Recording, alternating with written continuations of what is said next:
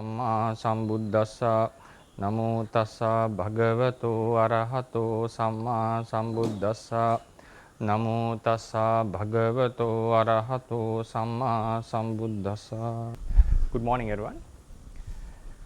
Today we shall be starting a new topic which is called Paramatta Jatika. So till now we have discussed, I think we need to go back to the original chart to keep on reminding what we have been discussing so far, because some of the terminologies have been alien to some listeners, especially ones who are not familiar with the Pali. So I'll be repeating the same things for few weeks, the same the wordings that I have been using recently. So it will stick in our minds. So first we had the chart like Paramatta, which was called the ultimacy. Then we divided it into like Sankata, conditioned, Sankata Paramatta. Then we had unconditioned, Asankata Paramatta.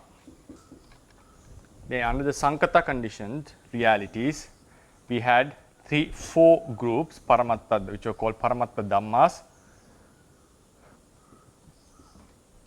Then we had Uppadino Dhamma.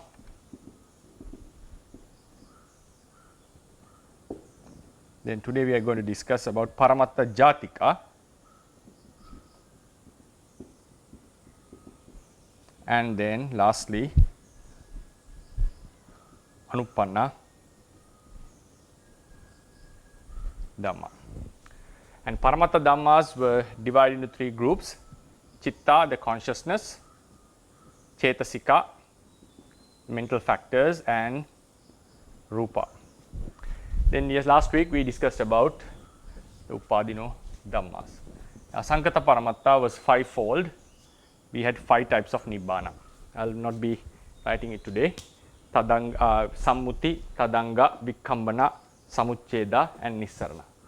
Then apart from them are called the Panyati concepts. So we will be discussing them one after one each week. So we had 5 types of Nibbana, which we will be discussing in another few weeks. So till now we have discussed the main characteristics of Paramatta. If something to be called a Paramatta, ultimacy, if something falls into the group of ultimate natures, that can be verified in terms of fourfold functions, fourfold methods mentioned in the Buddhist teachings. That one should be able to know it by its intrinsic nature. One should be able to, sometimes some realities can be abandoned, some can be attained, and some can be developed. If any nature can be is applicable into any of these functions, that is we call it, we term it an ultimate nature. We call ultimate nature. So those ultimate natures are twofold, which depend on other ultimate natures. Sankata Paramatta means they need the support of other ultimate natures. They cannot exist alone. Asankata Paramattas can exist alone without the support of others.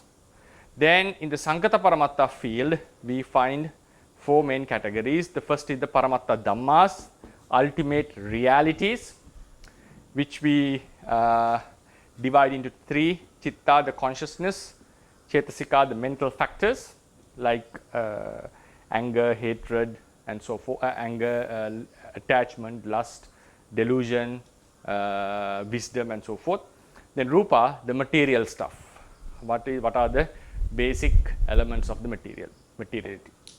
Then we discussed about another, we also, if you remember, we drew a line under this showing that this is the main part of the Sankata Paramattas, the ultimate reality. And out of some of the ultimate realities do remain in certain stages. I would call them certain stages, certain states. So in such we can find 3 of such states: Uppadino Dhammas, which we explained last week, were the resultants the outcomes of a karma that had gained the opportunity to give it fruits, like to result. It means a karma, when we do a karma, we know according to Buddhism there will be a result, but the karma cannot just give the results, it has to gain an opportunity, something, a phenomenon called gaining the opportunity. Laddokasa karma it becomes. The karma has to gain the opportunity, which is very difficult to explain in terms of a diagram or in terms of logic, that what this phenomenon is. So that's why in the end Buddha has mentioned entirely the karma cannot be understood based on logic. So a karma is done and its results are going to come, and for that the karma needs an opportunity to produce its products or results. So when a karma has gained the opportunity, it takes time, like it doesn't immediately. Sometimes it may give results immediately as it gains the opportunity, but in some cases, like, it may take some time.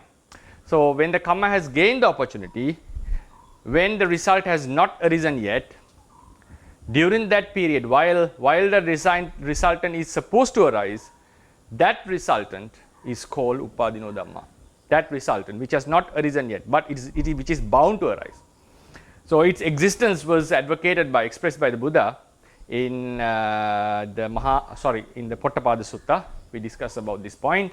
So he considered that the resultant which is going to happen because of the karma which gained the opportunity is considered as existing already. So then now we move into another topic, another new topic called Paramatta Jatikas, which mainly focuses about some other latent tendencies, latent natures. Some are habits, some are defilements, some is the force of the karma. So in the previous lecture we discussed about the Upadino Dhamma are the resultant. So karma, we done the karma energy, force of karma, we can call karmic force, and that karmic force would gain opportunity and then it would make the results. So after this, after gaining the opportunity, right, after gaining the opportunity, so this result, even though it has not arisen yet, this is called Upadino Dhamma. Upadino Dhamma are this, not the karmic force. Karmic force is never called Upadino. Upadino Dhamma are the resultant that are going to happen, either pleasant or unpleasant. The karmic force, the karma is the ultimate reality, Paramatta Dhamma. Karma arises, we do a karma with a chetana, like intention. It arises, passes away, a new intention arises, passes away, a certain force is become, we can call, is implanted onto the mind stream. So this implanted force remains as a certain stage, a certain kind of a energy, we can call, a force. That force is not the Upadino Dhamma. The karma we did is Paramatta Dhamma. So this is a different category. So this is a different category. This is a Paramatta Dhamma, PD. These are different categories. So in this category we have the defilements, the karmic force, and so forth. So this Paramatta Jatika are a different realm. Realm means it's I would not use the word dimension, but it's something different from Chitta, Chaitasika and Rupa. But according to the Buddhist teachings, it does exist even at this moment. It does exist even at this moment. We'll have a holistic idea, practical idea about that at the end of the lecture. So this is the topic that we are going to start today. I'll be discussing only 1 week. 1 week means only one day. We're going to cover roughly the general idea of Paramatta Jatikas. But if we go deep into each and every topic, it would be a very interesting, at the same time useful information are there that can be integrated into our daily life. Then we'll go into the topic. Now we are talking about Paramatta Jatikas, the certain natures. So here we can see the normal diagram that I have been using to explain the existence. So these are the Chitta, Chetasikas and Rupas within line the two lines of Chitta and mentality and materiality. So they arise and pass away, and they do arise in clusters, not alone. Always the conditioned realities arise in clusters. We have mental clusters and physical clusters. And then there is always birth and death, which defines one life. So between these two instances, birth and death, we define it as one life.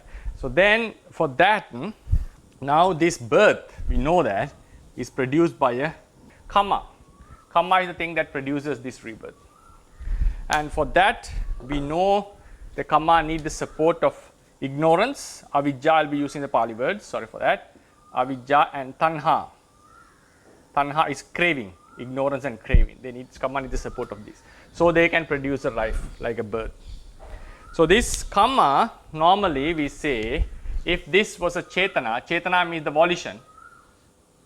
Chetana, the karma we can call. Karma. After the karma arises and passes away, the chetana, the volition of a certain act, arises and passes away. A certain kind of energy remains in the mind stream. We call it karma, but it's a force. It's not the karma itself. Because karma is observable. It is a volition, it's a chetana, it appears in our mind, it has the ability to do certain acts. But this force remains as a latent potency, ability to produce results in future. And this karma is supported by avijja and tanha. Only then it is able, one day, it will get the opportunity and produce the results.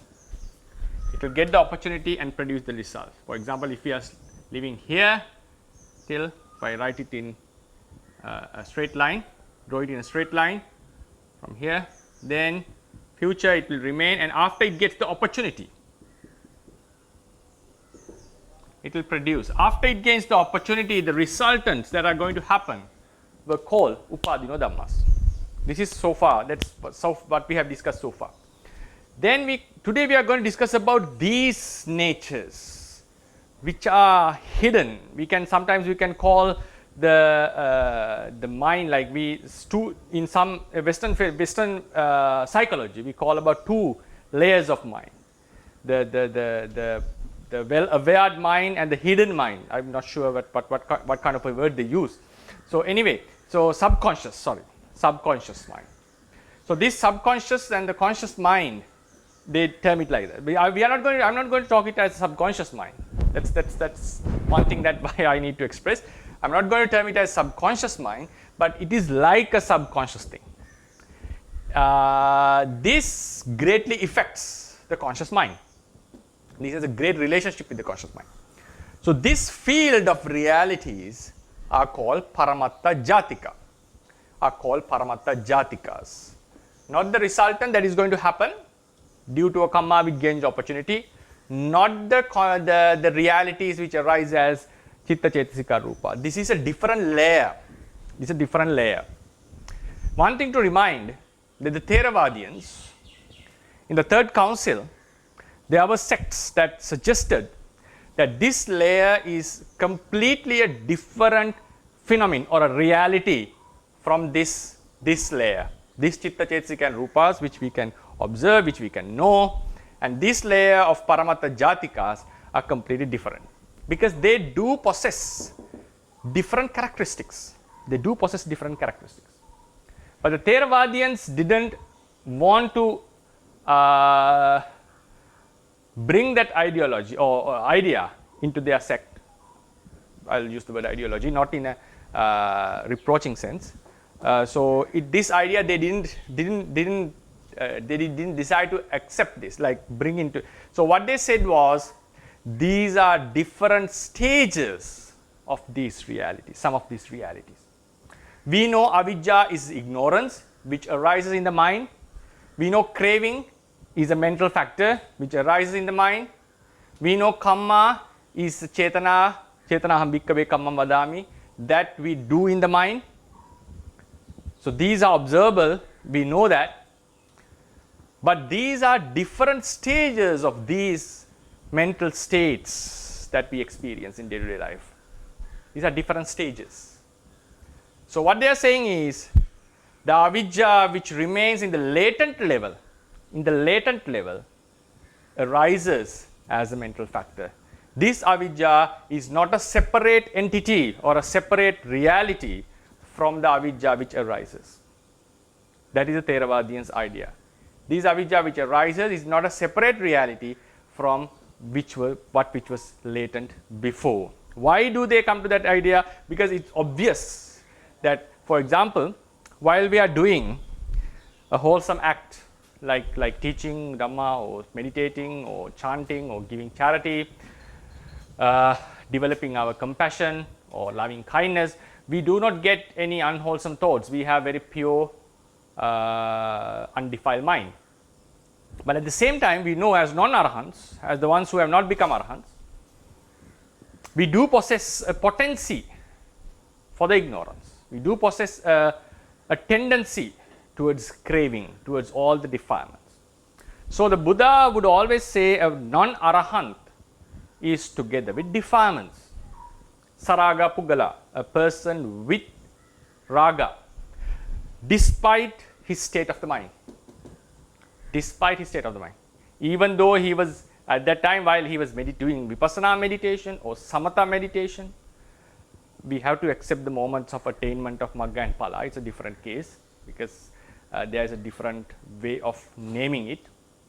All the other moments, we normally say the person is not an arahant, not a perfectly or fully enlightened person.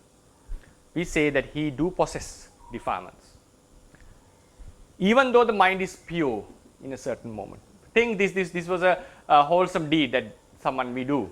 At that level, we have a latent ignorance and latent craving and latent defilements. So, according to the Buddhist theory, even the mind was pure at that time, as the person possesses a tendency towards the unwholesomeness. He is not completely freed from the defilements. So, then what happens is these stages of defilement, we know this is a sleeping stage of the defilements. This is the awakened stage of the defilement when they arise in the mind. But the Buddha has used the same terminologies referring to both the stages. That is the thing. Buddha has not differentiated them separately. But there are few suttas in which the Buddha, especially the Mahamalukya Putta Sutta, which we have written in the handout, Buddha clearly defines that the defilement which arises in the mind and the defilement which lays latently. So we are bound to the samsara with these latent defilements, not with the defilements that arises in the mind. Because otherwise, if we are bound to the samsara with the defilements that arise in the mind while we are doing wholesome deeds, technically we are freed from samsara. We are not bound to the samsara. But it's not the case. The fact is it's not like that. Though we do the wholesome deeds, as long as we are not fully enlightened arahants, we are bound with the samsara. So with what we are bound? With these latent forces, latent natures. The same thing happens with karma. Yes, last week also we discussed the karma is done, it passes away, a latent force remains in our mind stream. So these are the two most evident or most discussed latent natures. These are the defilements, we can call them, if I categorize them as defilements. And this is karma, we know that. I think we don't need a translation for that. Then there are some other such tendencies. One is called vasana. I think I have given you in the handout. Vasana is habits, potency due to, we normally call unwholesome, potency for unwholesome habits. Yeah, we normally say potency of habits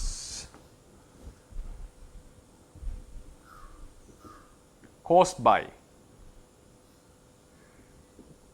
unwholesome defilements, we can call. Normally, I think some of you have been familiar with this word. When the Buddha eradicates the defilements, he eradicates together with this potency for habits, potency for habits, or of habits. That's why sometimes arahants do not completely eradicate this vasana. Even we do have vasana. It's like this, when the defilements are present, the vasana is more powerful.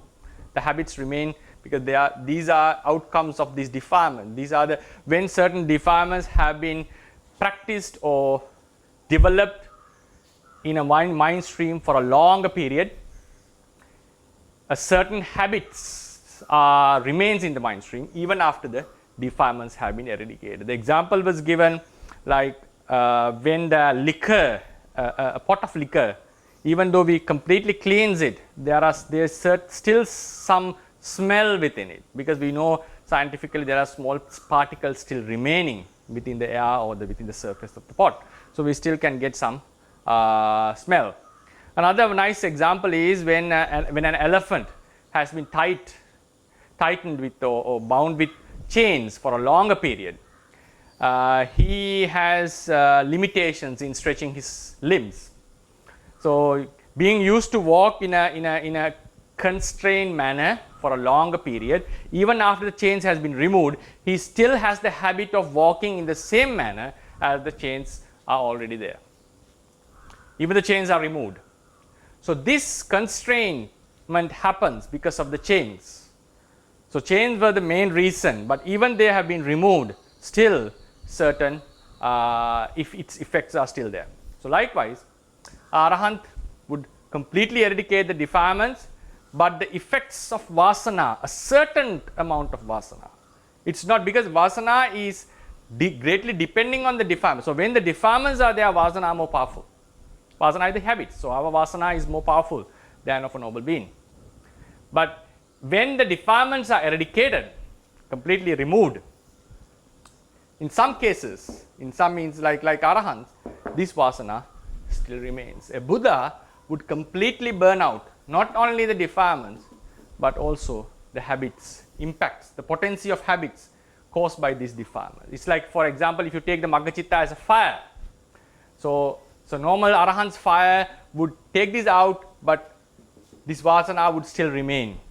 Certain habits would remain, not all the habits, the certain habits that are very, very powerful, like have been implanted in the mind for a longer period, will still remain. But when the wisdom is higher, like a Samma Sambuddha, so the path consciousness has a great power.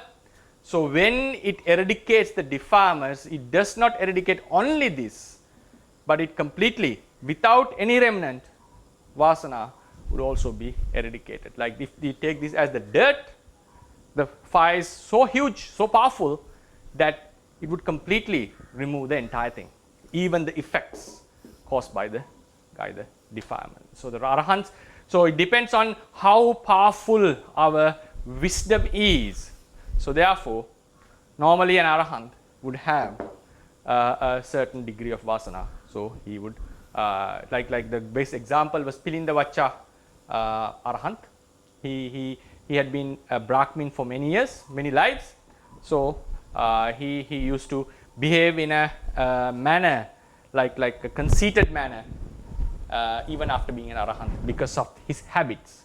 There was an arahant who has been an elephant for many lives, and he had to eat during the day, watch of day. He used to eat many times. He couldn't stop himself. It's not because of craving, because of his habit. And there was an arahant who was a cow for many lives, and the cows do that. I don't know the word for that. Like there's a specific word that they bring the food out and chew and swallow it again. So this arahant didn't have a control over it, and when he's not aware, he used to do that. He couldn't control it. That has become a certain habit. And also there are mentioning about potency of habits caused by defilements, and also potency of habits caused by wholesomeness is also mentioned, which is called kusala vasana, which we do not discuss much in the literature. We normally say some of the behaviors like of the Sariputta is mentioned to be are caused by kusala vasanas. So anyway, so these are the habits. Normally we focus, when we say the vasana, we are talking about the unbeneficial, like the habits that are caused by defilement. So these are also, now what we are going to say is, now this is a certain stage of the defilement, is the effect of the defilements. We call it the vasana kilesa. So Arahant's mind, not only Arahant's, even our minds, when it is pure, this vasana does affect the mind stream. So that's why Arahants, being completely freed from defilements, completely a pure mind, a level of vasana would affect them in certain places sometimes, and they do certain acts in a manner as if they are done by a person with defilements. So these are different stage, and we have few more stages like asaya.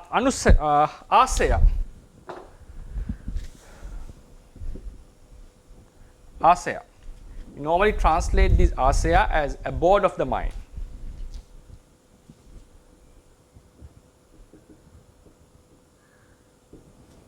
So this is also something caused by our previous practice, especially from previous lives. Now if someone has developed a wrong view for many lives, like there is no rebirth, or there is no command in his effects, so this becomes a habit in his mind, embedded in his mind stream. So even while his mind is pure, his mind has a great tendency to go into these ideologies, So such thoughts appear. They are very similar to the anusaya. They are similar to the anusaya, but some natures, defilements have been specifically addressed as the asaya, or the abode of the mind, because they tend to be in the mind more often in such thoughts. Like anusaya are the 7 types of defilements that follow our mind, that can come anytime. But out of the anusayas, some of the defilements, certain people's minds are more attracted towards certain types of defilements. So that's why it's called asaya, the abode of the mind. They tend to be in the in such intentions. Like some people are cruel, that they do enjoy harming others, hurting others. So always the cruel thoughts comes into their mind. So it is their abode. Some have wrong views. They always consider about against the phenomenon according to Buddhism. And also this asaya, unlike the anusaya, which is a negative aspect of the mind always, asaya is also found explained in the wholesome side, like the correct view. If someone has practiced the correct view for many years, many lives, for instance, Bodhisattva's life, we can look into the Bodhisattvas, and also some human beings. They, I know some that they say that even from the childhood, that some tend, according to Buddhism I'm talking, according to Buddhist perspective, they said they never accepted the theory, creationist theory, that this world was created by someone in an upper realm, and who was observing the world, that it didn't fit to them, even from the childhood. So what was the reason? Main reason, their mind has been soaked in this kind of asaya for many lives, in this kind of a wholesome side, and that has become their abode of the mind. So their mind does not accept such ideologies. It is against that, even the correct view. And also the vipassana, if the vipassana has been practiced for years and well established in the mind, it's very difficult to get out of the vipassana actually. That is also one reason. So they always have that thoughts of impermanence, suffering, non-self within their mind. So the mind is dragged towards, we can say the mind is dragged towards these asaya, or the mind is living in these kind of thoughts. But these tendencies are even, now for instance, if someone has a good asaya means in the positive side, with the correct waves, with correct vision, and also some have asaya of helping others who are naturally helping the other beings.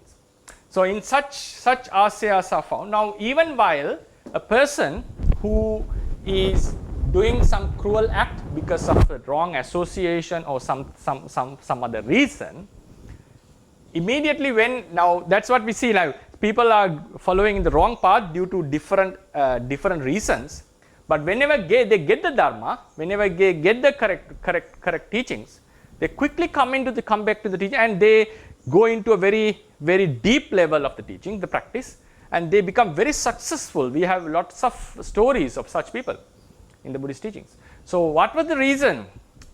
Temporarily their minds were occupied with defilements, their minds were defiled, but there was a great tendency that their mind could be taken back towards the wholesome side. So the speciality of a Buddha is, even while a person is in a wrong path, he is able to observe this asaya of another person. Maybe he was doing some unwholesome acts, killing due to some reason, but he knows that this person has a great potency for non-killing, that the compassionate asaya.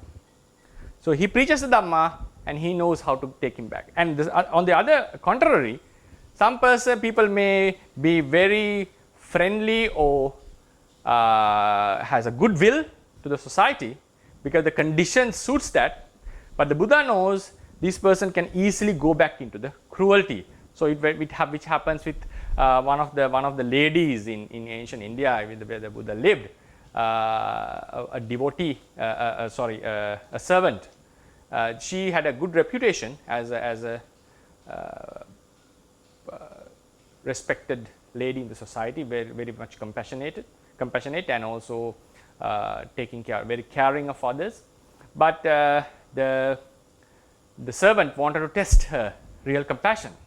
So she, just 3 days, she woke up late, giving up the work in the house. So in the third day, gradually her anger grew. In the third day, she took a stick, and then she broke her head in the end. So her real qualities were revealed. It's not a good thing, like what happened to her was something pity, but that is the example we give, like even the person has different mindset due to certain conditions, he may have a different asaya. At the same time, a person who has a cruel asaya is more often to do cruel things. A person with a compassionate asaya would do compassionate things, but there are some instances due to certain other conditions, this may not match each other. So the speciality of the Buddha is he is able to observe this and to guide us according to our asayas and so forth. So these are, and also we have something called adhimutta, it is also inclination. So these are the, there are, I think I have given in the 1.42, there are a few lists. Kamma sati, kamma force is also such a nature. This kamma force follows our mind and it brings forth a result. And so while they are a latent potency, we are unable to observe them. So according to the Theravadians, Buddha is said to be able, was in the capability of observing. He had non-parallel wisdoms, like peculiar wisdoms that even Pacceka Buddha does not possess, even Sariputta could not possess. So he was able to look in with some of those wisdoms, especially 3, he was able to look into these potencies which are hidden, which are the hidden potencies. So preach the Dhamma according to the character. So these are the things that define our character. One reason to define our character. The other reason to define our character is our patisandhi, the kamma which gave the patisandhi. So there are 2 reasons to define our characters. So these latent potencies, the habits that we bring from past lives, and the kamma which gave the rebirth. So I'm not going to take a long time in that, take time in that. So then the next thing is, these all potencies are certain stages of certain mentalities, certain stages of certain mentalities. It means, like if you take the dosa for example, the anger, hatred, whatever word we use, so it arises in our mind. It has 2 main stages, the latent stage, the obsessive stage. The obsessive stage and the latent stage. Obsessive stage, the obsession stage of obsession means it arises in our mind, so we can observe, even others can observe. And also there is a 3rd stage which is called transgressive stage, in which we execute our acts due to the dosa which has arisen in our mind. So that's the time that we start to kill or to use harsh word, abuse someone, that we cannot suppress the pressure given by this dosa which has arisen in the mind. So this transgressive level and the obsessive level, I'll take it as one thing, because in both the cases dosa has arisen in our mind. Then while we are practicing the metta, while we are doing the loving kindness, even that as dosa, there's a potency within us for dosa, as long as we don't become anagamis. So these are the two stages of dosa: the obsessive level, the potential level or the latent level. Same thing with the so these are different stages. We don't call them separate realities. And the kamma we do, it arises in the mind, then it remains in our mind stream. Even after the kamma has been done, this energy of the kamma would follow us. So though I use the word energy or the force, according to the tradition, it is a one stage of the chetana. It's a different stage of the chetana. That's what I have mentioned in the 1.45 paragraph, right? 1.45 paragraph. Then 1.46 that we have already discussed, even though they have clear different characteristics. For example, dosa in this which arise in the mind has an object. It always has an object. The mind never arises without an object.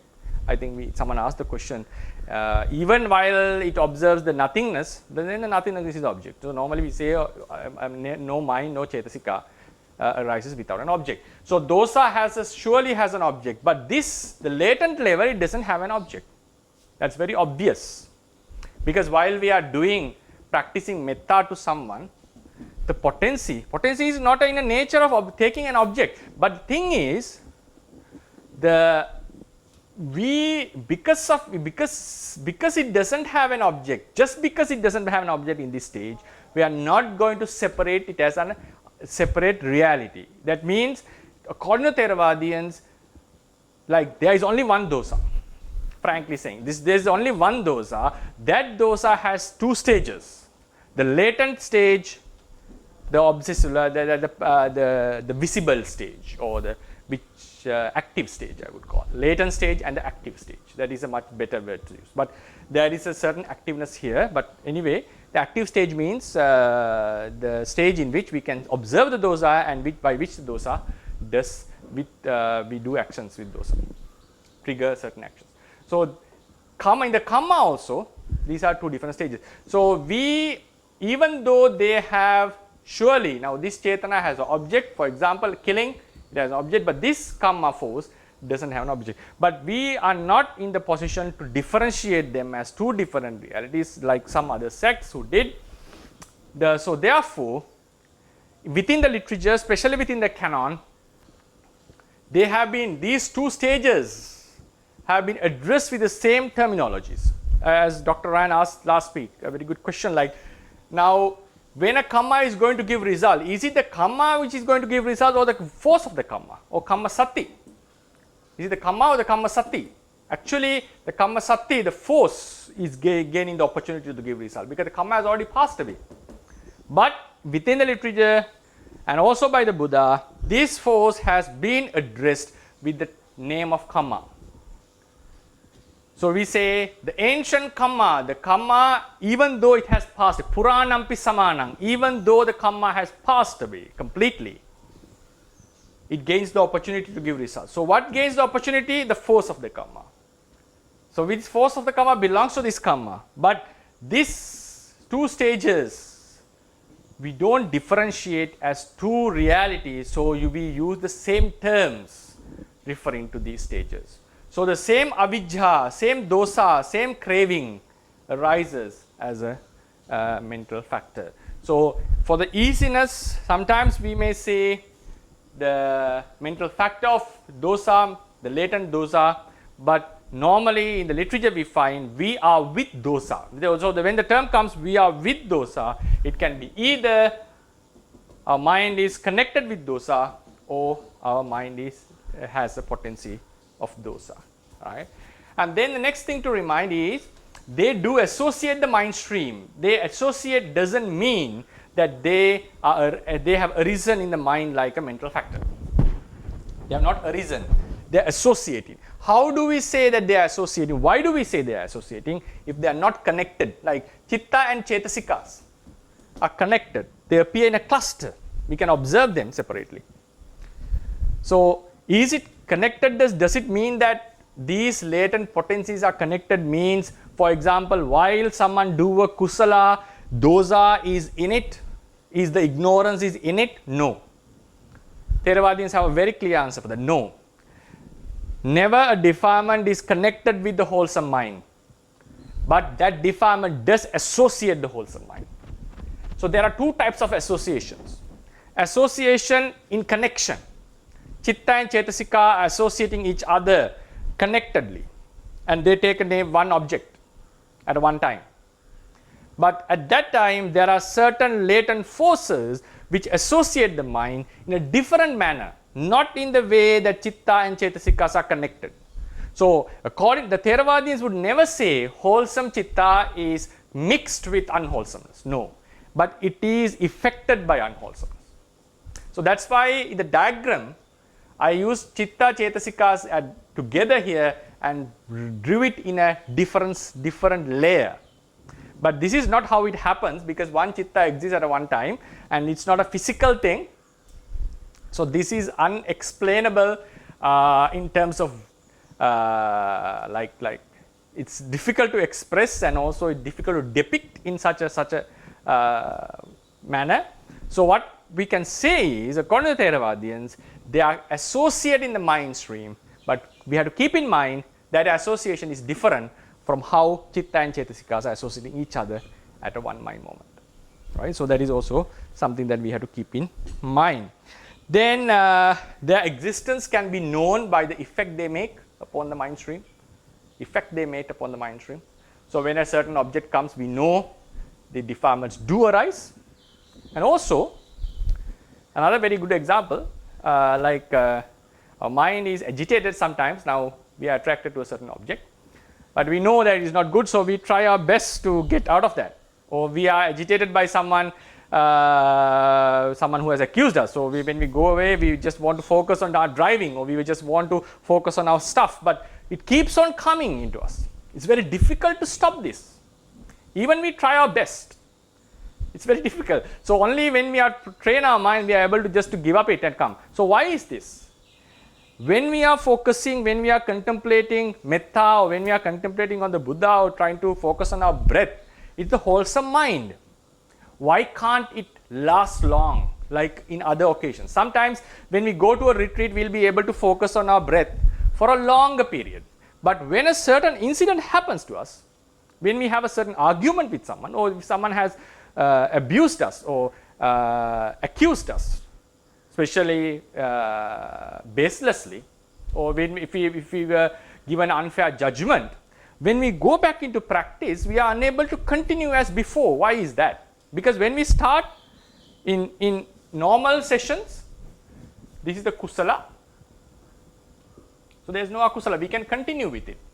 But after we have been accused, or we face certain unhealthy situations, when we come into meditation, few kusala mind moments, then it falls into akusala. Then we try again back into kusala. But it comes back again, akusala arises. Maybe akusala is more. Why is that? What is the difference? Because of the impact of these latent defilements. In future, if we have time, if we are fortunate enough to continue with these sessions, we discuss these latent forces, like especially the latent defilements, we define it in specifically 3 stages. There is a stage of, even in this latent level, there is a latent tendency which has been activated, which is more pumped, which is more aggressive. Sometimes they are calm. So when a certain incident happens, our latent defilements are activated. Even while we put our effort to meditate, this keeps on hitting our mind. Hitting means keep on influencing our mind.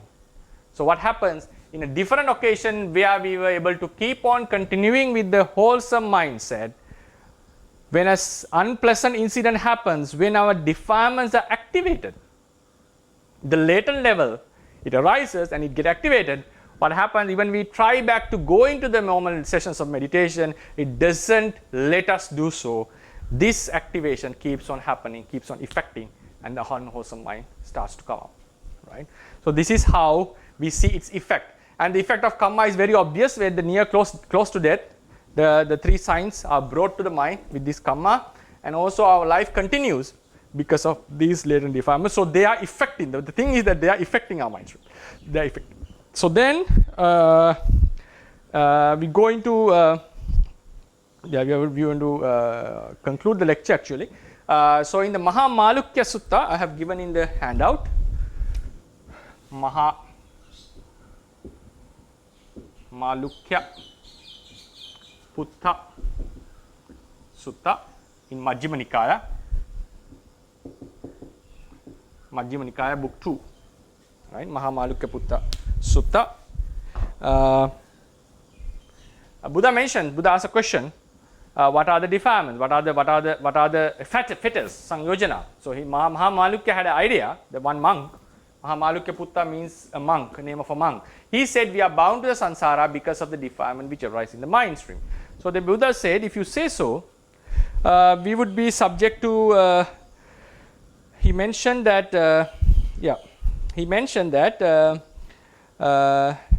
We would be subject to the censure of means reproach, or means the rejection of adherents of other religions. They would say, so it means when mind is wholesome, you are not bound with the samsara. So the Buddha mentioned, no. What I am saying is not the defilements that arise in the mind. I am talking about the uneradicated defilements that binds you to the samsara.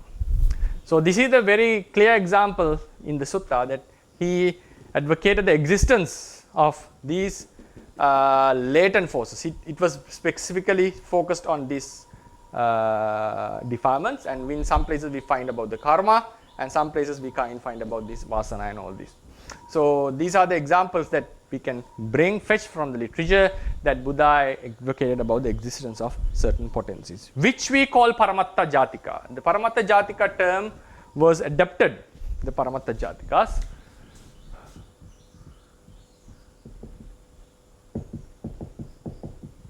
from the Paramatta Dipani, the Tika. Paramatta means ultimate. Jatika means they belong to the ultimate group, but they are not ultimate realities because they have not arisen as mental in clusters, right, as realities. So that is the things that then finally these natures should not be considered as past, present or future, because we have a specific very clear definition of past, present, future. If something has arisen and passed away, that is past. If something had arisen but not passed away yet, it's called present. Something which has not arisen is future. So they are in a different dimension, the different sphere. So they don't fit to be called past, present or future. But they have very similar characteristic of a present reality because they influence the mind at that moment while they are existing. So they were given by Lady Sayadaw a name called Pachuppanna Samanya, similar to the present. We don't call them present because the Theravadians have a very specific definition of present, past, future. So they call it similar to present. Then these natures, some of these natures can be eradicated by the path. These can be eradicated directly. Karma can be eradicated by eradicating the defilements. So, and vasana can be fully eradicated by a Sammasambuddha.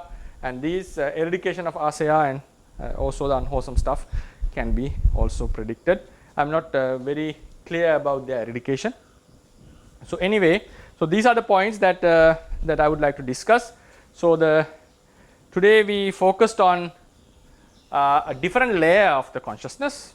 Layer means a different different natures which affect the consciousness, which are called Paramatta Jatikas, which are not in the stage of arising or persisting or passing away, but they do influence the mind greatly, and their existence has been clearly explained in the literature. And so they can be abandoned by certain means, and also they do play a huge role in our mind, in our life, day-to-day life. So what we have to abandon in terms of getting liberated, we have to focus on these kilesas, not the kilesa which arise in the mind, because the kilesa which arise in the mind surely passes away immediately. What we have to eradicate is the latent forces. Yeah. So these are the points that I would like to discuss, and they are greatly influential into explaining the rebirth and also the vipassana meditation. Yes. Okay, sadhu. Thank you so much, Bhante. Hello everyone. So as usual, if you have any questions, you can raise your hand or you can put your question in the chat box. Hi Bhante, so I have a question here. So in the handouts, you gave the like seven instances of this Paramata Jatika. So that is not the exhausted list, right Bhante? Yes, not the exhausted list, no. Okay, so then can we say that if anything that has the this kind of potential natures, then that thing also belongs to this Paramata Jatika Bhante? Yes, but only thing that we have to consider is whether whether we categorize them, give them a separate position, or we can put it into something which is mentioned in the this is not an exhausted list. There are some more, and I'm not confident to list them as it like this is the real list. So the reason was some points that we can put, but I'm doubting whether something can fit into Asaya or whether it can get a separate number. So other than that, all these potencies should be put here. Yeah. I see. And then also it's just so one thing that I see that it can fit into this category is the parami, but I just don't see why you don't put it here, because parami is kind of an important one. Yeah. It's normally, it should be. It seems like. Yeah. We'll think about that. Yeah, that's something that actually, to be true, something I didn't think of. Good morning, Bhante. Good morning, Robin. Thank you for today's lecture, Bhante. Bhante, I have a question. So, since I have learned that there is one more simple method of Paticca Samuppada, which is describing them as the avijja, tanha, upadana, sankhara, and karma, Bhante. And so, like all kinds of karma can produce its result when this process is still occurring, Bhante. So when there is avijja and tanha as the supporting, then the rebirth can happen, Bhante. But I think that because of not thinking this deeply, this has led to some kind of misunderstanding, including by me, that, for example, when the Bodhisattva want to be the Buddha, that is also influenced by because of tanha, Bhante. But since I've learned about this Paramata Jatika, so is it correct that it is the Paramata Jatika that's influenced this, Bhante? But not the tanha in the existing moment, like the Paccuppanna moment, which arises in the mind. I'll detail the question, because sometimes I get you. I think I got your idea. I'll repeat the question for the clarity of all the listeners. Maybe I'm doubting whether the idea was everyone had a clear idea on it. I think what you are saying is, now, according to Paticcasamuppada, I think the dependent origination, most of you are aware, dependent origination, because of avijja, ignorance, causes sankhara, means karma, right? So this sankhara gives rebirth, vijnana. I'll just use the word rebirth, but there are a few types of vijnana for the easiness, right? So now we are all born with a karma, right? We are all born with a karma. So that karma needs to have the support of ignorance. So does it mean, according to the dependent origination, before we do an unwholesome act, it's obvious the karma is mixed with ignorance. That's why we do the ignorance, do the unwholesome act. So now, is it like when we do a wholesome act, is it always necessary that our mind is ignorant before the act? Like we give a dana, so to complete the Paticcasamuppada, the karma should have the support of ignorance. So is it that whatever karma we do, maybe we are offering to a Buddha, or we are giving, practicing sila, or we are giving a dana with pure mind. Now, sometimes people may give dana to get luxuries or to become famous or to get good results in samsara. So there we can see that there is some craving in it. So it's obvious now. Because of ignorance, sometimes people give dana to become this and this in the samsara. So ignorance is present before we do the dana.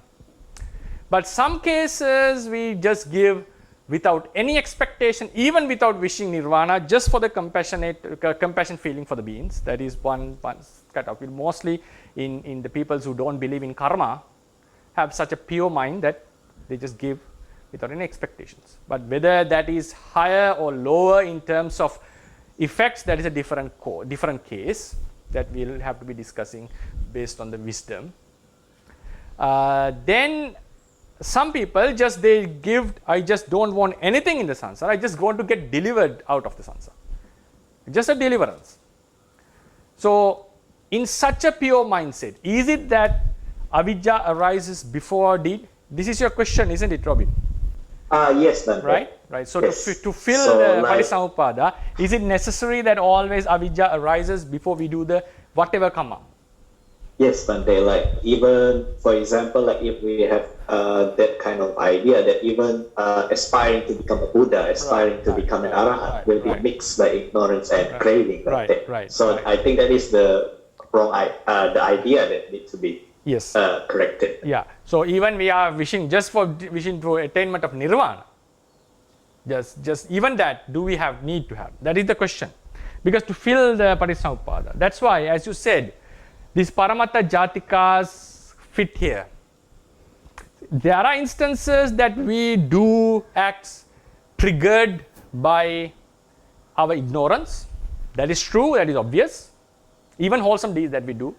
But the ultimate explanation of Parissamuppada is whether you have such a wish or intention or ignorance or a craving, doesn't matter.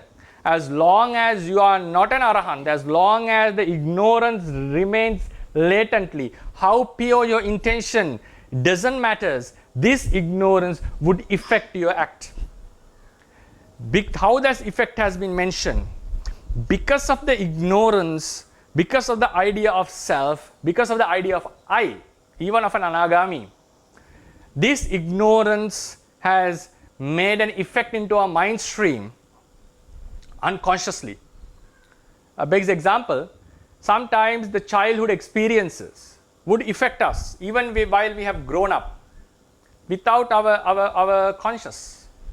So a psychotherapist would inquire our life and they would find, okay, this was the reason in her childhood or his childhood, and they just try to remove that fear or whatever unpleasant experience that he had or she had, and then what happens? Her behavior comes into the normalcy. So likewise, and also we can see the effects of certain habits that we have from samsara. So likewise, unconsciously, each and every non-arahant's mind is influenced by this ignorance. So what happens unconsciously, this act that we do as non-arahants gets an extra force, extra speed, extra effect. So this effect is caused by this ignorance unconsciously. We are unable to get out of it. This effect becomes lessened when we practice the vipassana. It's not fully, completely out of that. Cannot completely take it out. We feel like, I would say like, feel means we feel the mind becomes so calmer and subtler, which is different calmness from the samatha meditation. So that's because the reason is the anusaya is getting affected.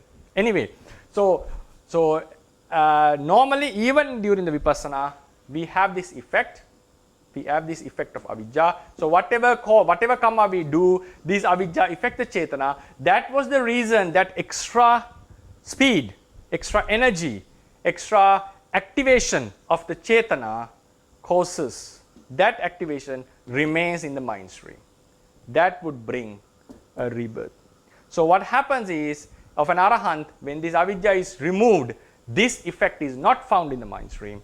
So there is no energy remaining within the mind stream. So he creates no new karma. It doesn't mean that he doesn't do any act. He does do acts. He does acts like we do. But the thing is, a potency is not implanted within our mind stream. Why is that? Because of the absence of these latent defilements, which are called paramatta jatikas. So as you said, Robin, the ultimate explanation of the Paticcasamuppada has to be done with the bringing of paramatta jatikas. So in the conclusion, if a non-arahant do whatever act, wholesome or unwholesome, that chetana is affected by the uneradicated avidya, and that becomes, that effect causes a certain energy to remain within the mind stream, and that energy would bring the results. Why that energy had the nature of giving a result? Why didn't it give anything else? Why this karma didn't produce a rock? Why this karma didn't produce a tree? Why it only produced nama and rupa? That is attributed to the tanha, craving. Craving wants to continue to live. The nama rupa has to sustain. That is the wish that we have. We call bhava tanha or bhava raga for that. So that craving is molding this karma. So it produces something which is needed by craving. So we normally say karma, in one way, karma satisfies the craving. Karma satisfies the craving. If the craving for sensuality is not suppressed even, it brings a life which is prone to sex, which have a bhava rupa. If the craving for the matter is not suppressed, the karma, if it is fully suppressed by attaining jhanas and also practicing the rupa viraga, this karma is not capable of giving a life with rupa. So we are born in the arupa realm. So likewise, karma also has a great effect on, tanha also have a great effect of karma that we have to discuss in a separate chapter, it's separate lesson. So for the time being, as you said, all these defilements, the latent defilements affect the karma, that karma brings the results. So Bante, like for example, there are some people that are thinking that when we are aspiring to become an arahat, there is craving, Bante. But so, is it correct if we say that when we aspire something good, like for example to be liberated, that is called kusala chanda, Bante? So is it the correct destination? Normally that's how we call. But I would not say that it is. There is a possibility that the craving it can be mixed with craving. There is a possibility. So it's not like we call, because Buddha mentioned the craving to become an arahant is also supportive in some senses. So some cases it is pure kusala chanda. In some cases it can be craving. Even we can have craving towards nirvana, not as an ultimate object, but as a conceptual object. So therefore, I would not say that all the good aspirations in the sense of a good object, like wishing to be so and so, is not always wholesome intention. Sometimes that can be craving, but it is not harmful.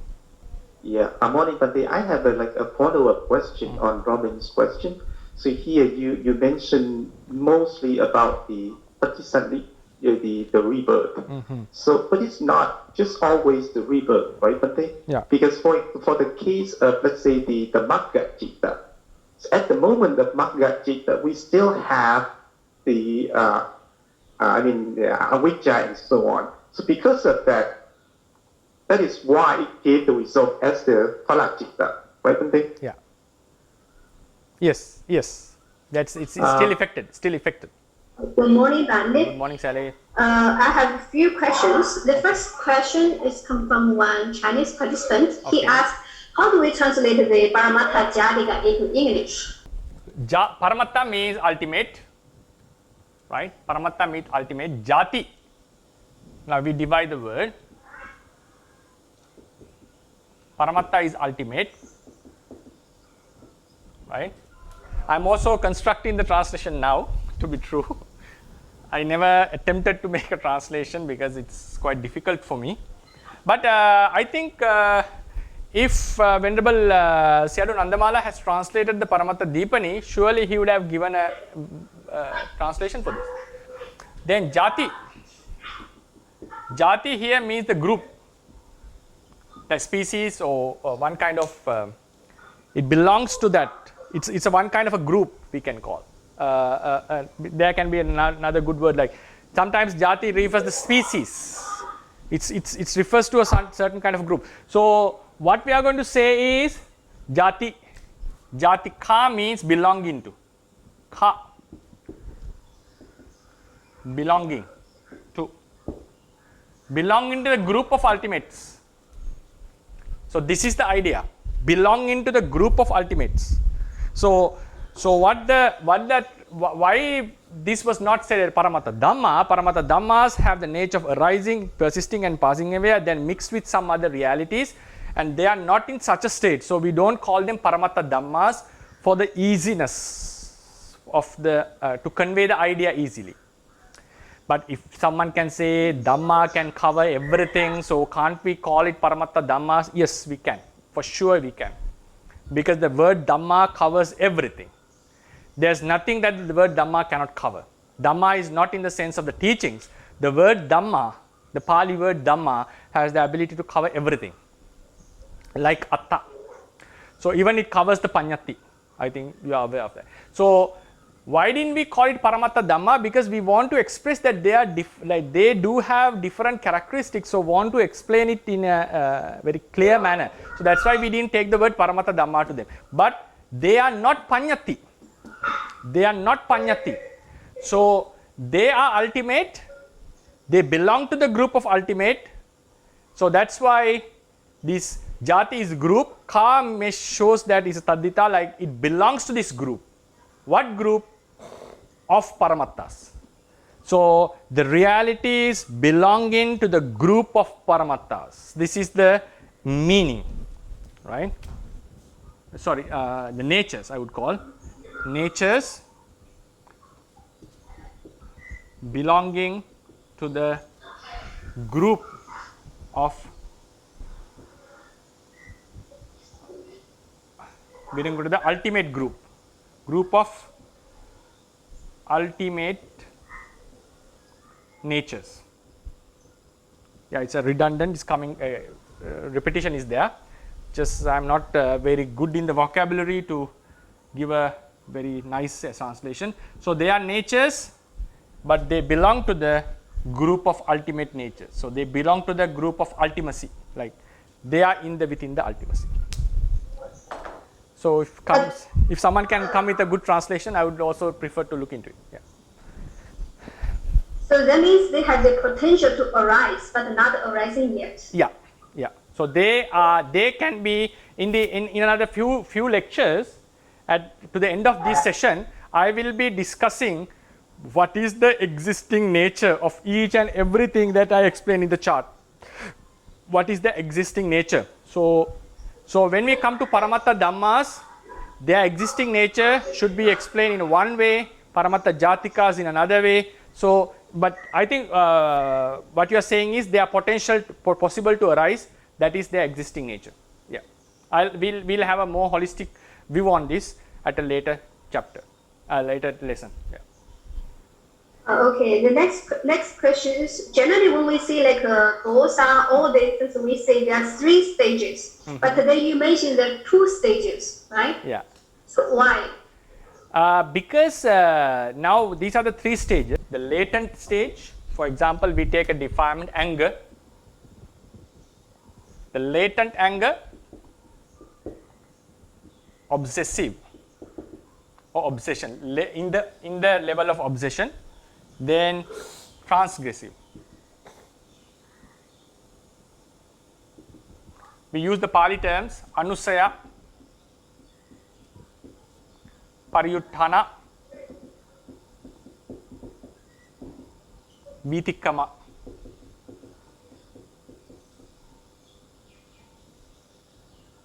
Right, Vitikkama. So these 2 the dosa, in these two levels, dosa can be found as a mental factor. Dosa can be found as a mental factor. For example, we get hatred towards someone, so it can be observed as a mental factor.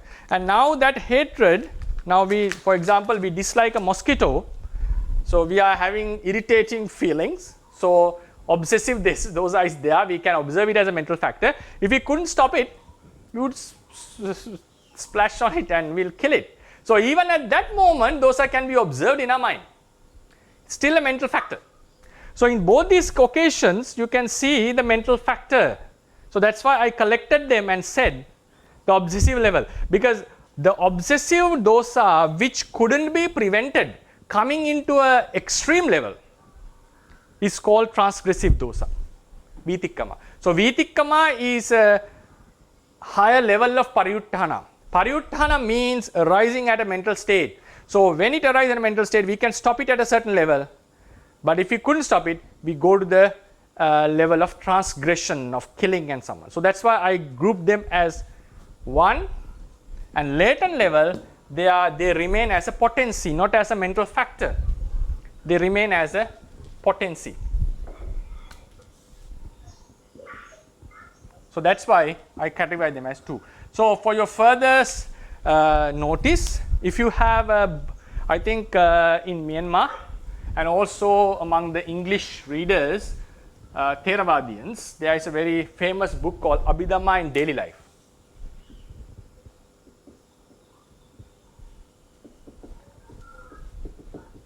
Even in Sri Lanka, you can buy this book. Written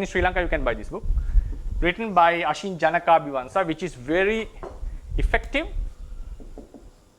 to apply Abhidhamma into daily life, which was written by one of the erudite scholars in Myanmar, very, very respected. And you can without any fear, you can refer into the like references. The ones who studied in Myanmar knows his erudition. So it's called Ashin Janakabhivansa. Ashin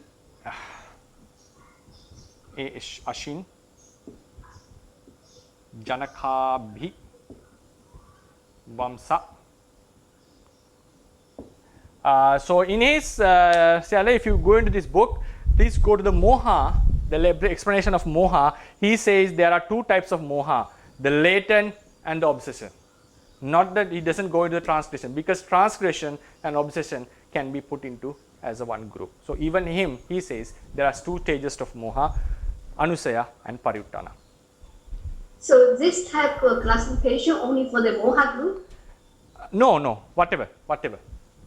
You Nova group as well? Yes, can be.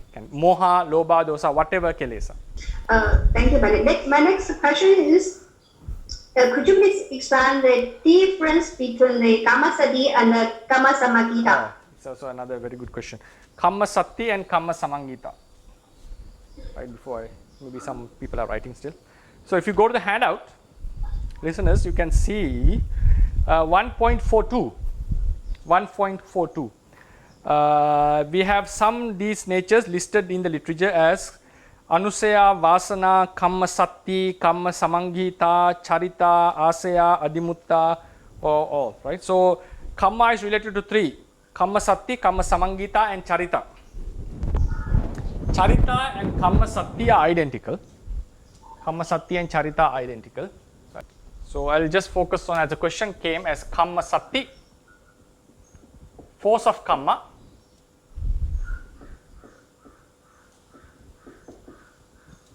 and Kammasamagita.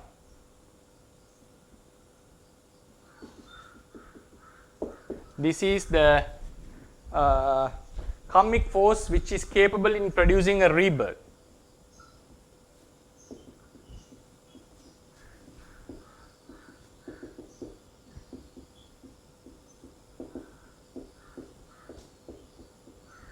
Yeah, it's something that we have to clearly know the differentiate in order to go into advanced Theravada studies.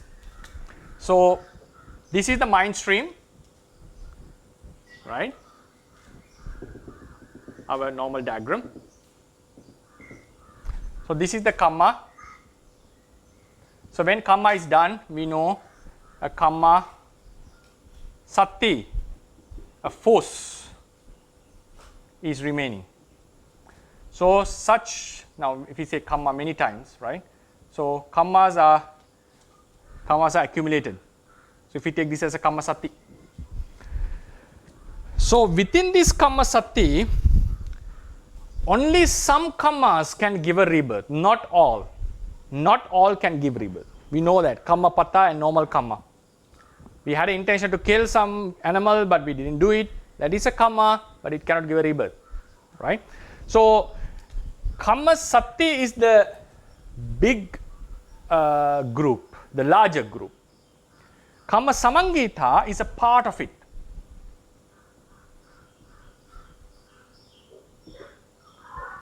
It's a part of it. Not all. Not all forces of kamma become kamma samangita. So how do we know this exactly with references?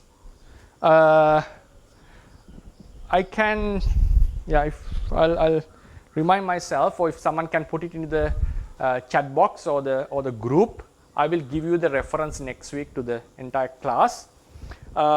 It says that according to Theravadians, kammas, as soon as you become a arahant, for example, if this is the mind moment that you become arahant, this is the mind moment, arahanthood, arahatta magga, right?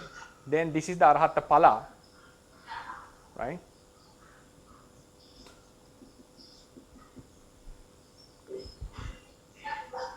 Right? So after this, from here, after the palachitta is arising, because as soon as we become an arahant,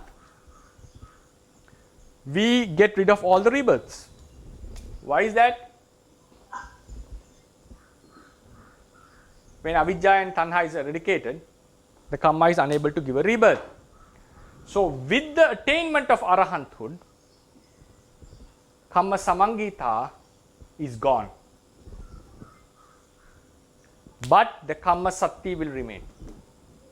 What is the remaining kamma sati? The force of kamma which is not going to give a rebirth. So how do we differentiate? That's why it's very, very subtle thing. Now this is more subtle than the chitta chetasikas. Chitta chetasikas, we can differentiate them as separate realities. So in the commentary says the kamma sati remains till arahanthood. But kamma samangita remains till the arahanthood. I beg your pardon, kamma samangita. Kamma sati remains till the parinibbana. That is obvious. Because Mahamoggallana also had to face kammas that was given as a result of his past deeds. Even Buddha had to experience. But with the attainment of Buddhahood under the Bodhi tree, his kamma samangita was exhausted.